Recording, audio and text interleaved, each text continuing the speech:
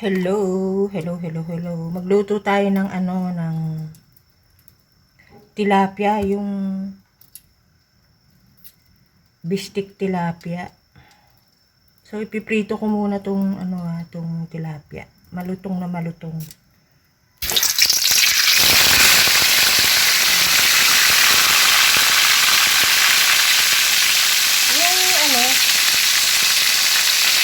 Yung Filipino bistik, yung may toyo, kalamansi. Pero isda ang ginamit ko.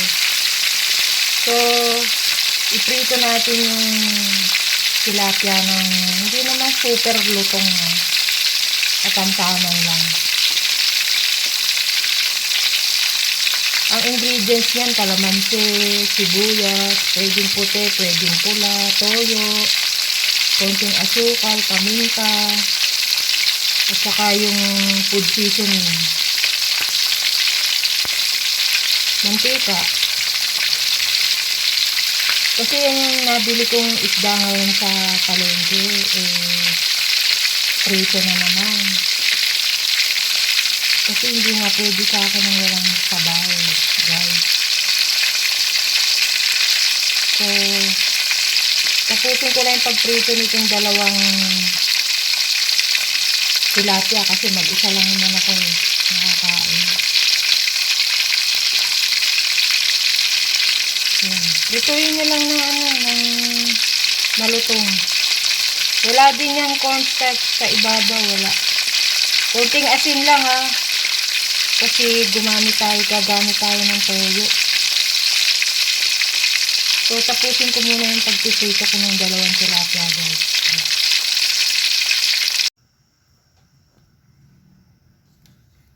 Yung gagawa na tayo ng sarsa. Mantika muna.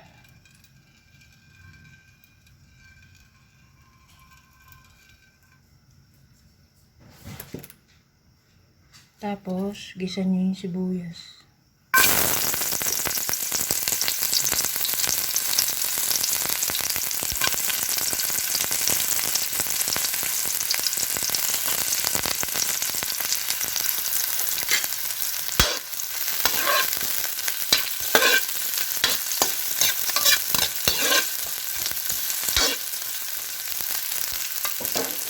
Tapos, hulog nyo yung toyo.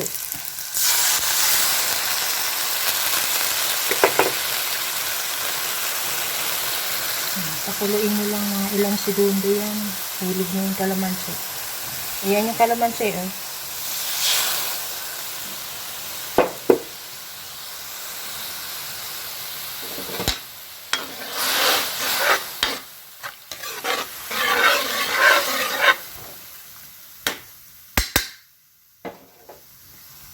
Lagyan nyo ng paminta.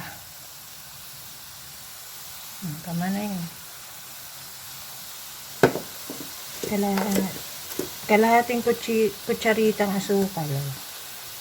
Konti pa. Pakuluin nyo lang. Tapos, dagdagan nyo ng half cup na tubig.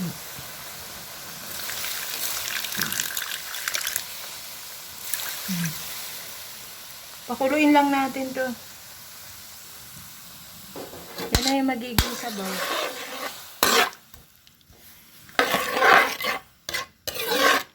Ganyan lang kadali. Tapos, ihuhulog nyo na dyan yung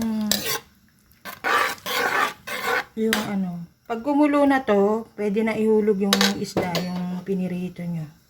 Tapos, patayin nyo na yung stove.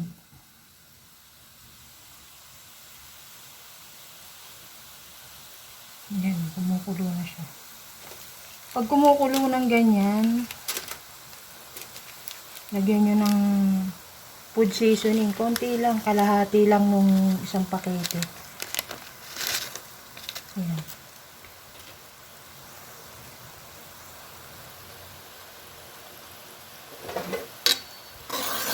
Diba, kumukulo na. Yan, kumulo siya. Yung ibang natirang sibuyas, decoration nyo yun sa ibabaw. So, ihulog na natin yung isda. Yan.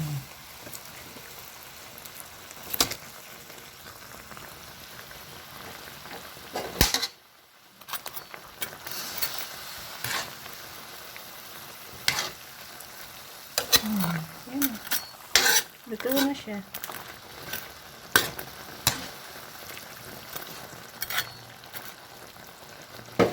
Tayo nyo na yung kalan. So, yan yung aking tilapiyang bistik. Yan, luto na siya.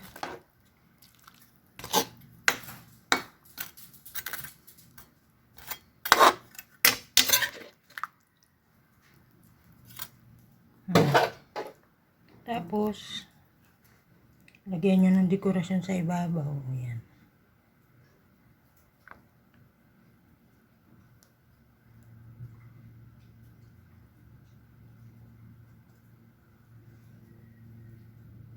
Yan na.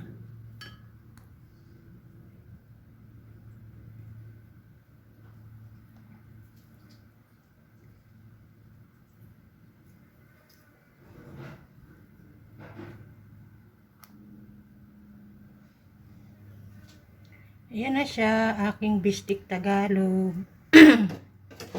Dali lang yan, luto na yan eh. Lagay lang natin. So, yan na guys. Ikot lang natin ng konti para makita nyo.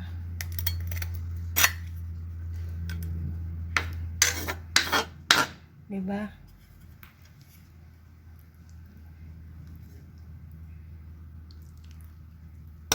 Against the light na naman. Oh. Dibale.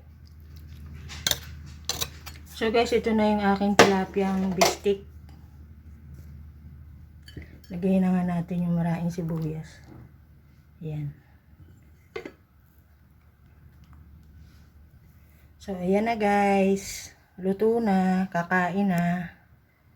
Yan yung ulam ko, tanghalian. Tapos, may natira pa akong gisang repolyo. Yan na. So, ayan, isang ulam na naman yan. Kasi yan ang nabili ko sa palengke, yung tilapia. So, kung prito na naman yan. Lagyan nyo ng sili para maganda. Oh. Diba? Kitang-kita.